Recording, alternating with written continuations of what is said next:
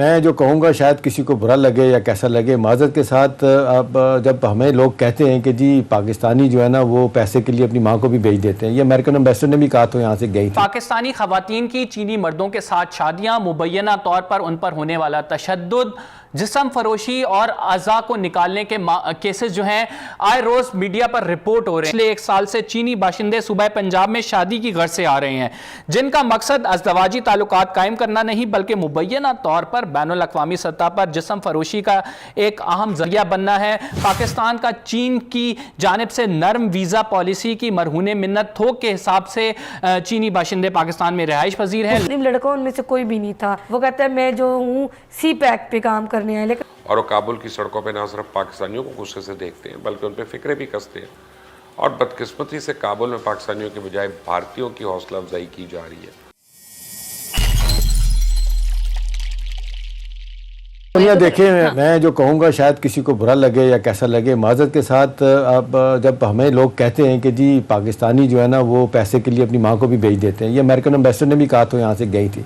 अब मुझे तो बुरा लगा था जब ये मुझे गाली लगी थी, लेकिन आप नहीं समझती कि हमारे यहाँ जो करप्शन का काम शुरू हो चुका है, जिस तरीके से हम नेशनल इंटरेस्ट को कॉम्प्रोमाइज़ करते हैं, हुकूमतों में लोग बैठे कॉम्प्रोमाइज़ करते हैं, पैसे लेना तो चलो बात की बात है ना, जब आप उनकी बात सुनते हैं, अब आप कौमी मफाद के मुनाफी कामों की तरफ जाते हैं तो नुकसान तो होता है। पाकिस्तानी खवातीन की चीनी मर्दों के साथ शादियाँ, मुबैना तौर पर उन पर होने वाला तशद्दुद, जिस्म फरोशी और अज़ा को निकालने के केसेस जो हैं आए रोज़ मीडिया पर रिपोर्ट हो रहे हैं। अब तक FIA को सैकड़ों सी दरखास्तें मौसूल हो चुकी हैं, जिनमें वालिदैन की जानिब से दावा किया गया है कि उनके बच्चों को झांसा देकर चाइना ले जाया गया और वहां पर उनको जिस्म फरोशी के मकरूह धंधे में डाल दिया गया। बीजिंग में जो पाकिस्तान का सिफारत खाना है वहां 2 से 3 दरखास्तें रोज आ रही हैं, जिसमें बताया जा रहा है कि पाकिस्तानी खवातीन जो हैं वो वहां पे गैर महफूज हैं। अब तक 70 ऐसी खवातीन नाज़रीन हैं जिनको पाकिस्तान वापस भेजा जा चुका है, जो चाइना गई थी शादी करके चीनी मर्दों के साथ, लेकिन उनको वहां पे ज्यादती का निशाना बनाया गया, इसलिए अब वो अपने मुल्क वापस पाकिस्तान आ गई हैं। इंसानी हकूक पर काम करने वाले कारकुनों के मुताबिक पिछले 1 साल से चीनी बाशिंदे सूबा पंजाब में शादी की गर्ज से आ रहे हैं, जिनका मकसद अज़दवाजी ताल्लुकात कायम करना नहीं बल्कि मुबैना तौर पर बैनुल अक़वामी सतह पर जिस्म फरोशी का एक अहम जरिया बनना है। पाकिस्तान का चीन की जानिब से नरम वीज़ा पॉलिसी की मरहून मिन्नत थोक के हिसाब से चीनी बाशिंदे पाकिस्तान में रिहाइश पजीर हैं। लाहौर के डिवाइन रोड और एडन गार्डन के इलाकों में एक कितार में बने घर हैं जहां पर चीनी बाशिंदे रहते हैं और किसी को कुछ पता नहीं वो यहां पे क्या कर रहे हैं, क्यों यहां पे मौजूद हैं, क्या काम करते हैं, इसकी मालूमात नहीं। चाइना की बात करें तो इस वक्त चाइना में मर्द और औरतों के दरमियान एक अदम तवाजुन पाया जाता है, जिसकी वजह से ये तमाम तर वाकयात हो रहे हैं। इस वक्त चीन में मर्दों की तादाद खवातीन से कई ज्यादा है, जिसकी एक बड़ी वजह वहां पर 1979 से 2015 तक राइज होने वाली एक बच्चा पॉलिसी है। इनमें ऐसे ग्रोह भी सरगर्म हैं जो शादियों की आड़ में इस मकरूह धंधे में मुलव्वस हैं।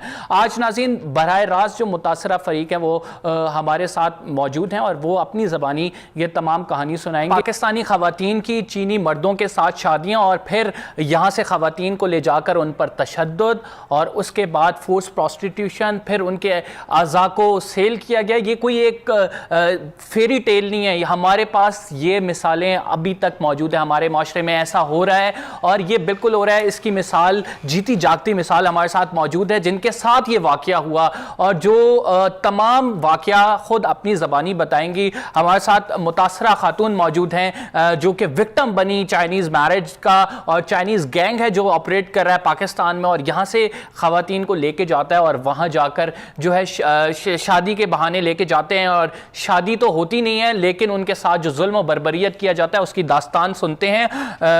अस्सलाम वालेकुम। वालेकुम सलाम। मुझे ये बताइएगा कि ये तमाम मामला किस तरह से शुरू हुआ, किस तरह से लोगों ने आपको अप्रोच किया और फिर ये शादी तय पाई और फिर शादी हुई और उसके बाद क्या कुछ हुआ?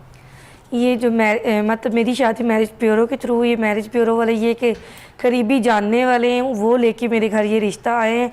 उससे एक दिन पहले ये खुद मेरे घर आए हैं और कहते हैं कि ये एक मतलब इसका कहीं रिश्ता तो नहीं हुआ। तो अम्मी कहती है नहीं, रिश्ते तो काफ़ी आ रहे हैं लेकिन अभी फ़िलहाल डिसाइड नहीं किया।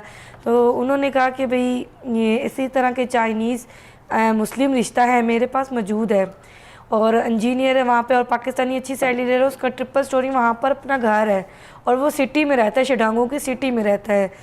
तो इस तरह मैं अगर मुस्लिम है तो उन्होंने कहा नहीं मुस्लिम है, क्योंकि जो ट्रांसलेटर साजिद हुसैन था चाइनीज़ का, तो उन्होंने कहा कि ये वो कहता है ये गारंटी के तौर मैं गारंटी देता हूँ कि ये बाय बर्थ मुस्लिम है, इसके पेरेंट्स भी उसके रिलेटिव भी सब मुस्लिम है। आप साजिद हुसैन को जानती थी, मैरिज ब्यूरो वालों को आप जानती थी, आपका उनसे कोई ताल्लुक था? साजिद हुसैन को मैं नहीं जानती थी, मैरिज ब्यूरो वालों को मैं जानती थी, वो मेरे मतलब समझ लें रिलेटिव हैं, मतलब उनके साथ इतने अच्छे ताल्लुकात हैं। लेकिन साजिद हुसैन और ये ट्रांसलेटर ये चीनी लोग जो मैरिज ब्यूरो वाले ये चाइनीज़ रिश्ता लाए वो आपके रिश्तेदार हैं? जी जी। तो उन्होंने तहकीक नहीं की थी, कोई उनको पता नहीं था ये तमाम मामलात क्या होने जा रहे हैं? बेसिकली तो उनकी लैंग्वेज वही जानता था ट्रांसलेटर, क्योंकि हमारी लैंग्वेज भी वो ट्रांसलेटर जानता था, उनकी लैंग्वेज भी वो जानता था। तो उन्होंने ये गूगल के ज़रिए उनको अप्रोच किया मैरिज ब्यूरो वालों को, उसके ज़रिए उन लोगों ने उनसे बताया कि इस तरह चाइनीज़ लड़के मुस्लिम रिश्ते भी हैं, और उनको ये मतलब उनको बताया गया ना कि क्रिश्चियन भी रिश्ते हैं और मुस्लिम भी रिश्ते हैं। इस बेसिस पे कि उन्होंने कहा चलो ये सच बोल रहे हैं कि क्रिश्चियन रिश्ते भी अवेलेबल हैं और मुस्लिम लड़के ये सच बता रहे हैं, लेकिन ऐसा कुछ भी नहीं, वो मुस्लिम लड़कों उनमें से कोई भी नहीं था। तो फिर इसी तरह वो मेरे घर नेक्स्ट डे ही वो रिश्ता कराने वाला मेरे साथ उनको साजिद को उनके साथ उनका एक दोस्त था संग, अच्छा, और एक जिनके साथ मेरी शादी करवाई हुई जू चोंग चेन। फिर निकाह नामे में जो डाटा वगैरह लिखना था कि ना चाकी की सूरत में और 5 लाख हक में और 1 लाख में मंथली, ये डिसाइड हुआ।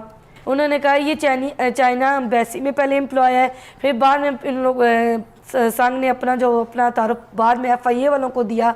वो कहता है मैं जो हूँ CPAC पे काम करने आया, लेकिन उसकी कोई शवायत नहीं मिले कि वो CPAC में भी आया है और चाइनीज़ एम्बेसी के थ्रू आया है, क्योंकि जिस वक्त मेरी रिश्ता हुआ, शादी हुई, जब ये काम प्रोसेस में होने लगा तो संघ ने कहा कि जाके आप एम्बेसी ये शो मत करिएगा कि रिश्ता हमने कराया है, ये कहना कि हम ये बिज़नेस के वीज़े पर आए, क्योंकि इसका ये पासपोर्ट देख लें उस पर जो इसका वीज़े की रिक्वायरमेंट है वो बिज़नेस ही लिखी हुई है।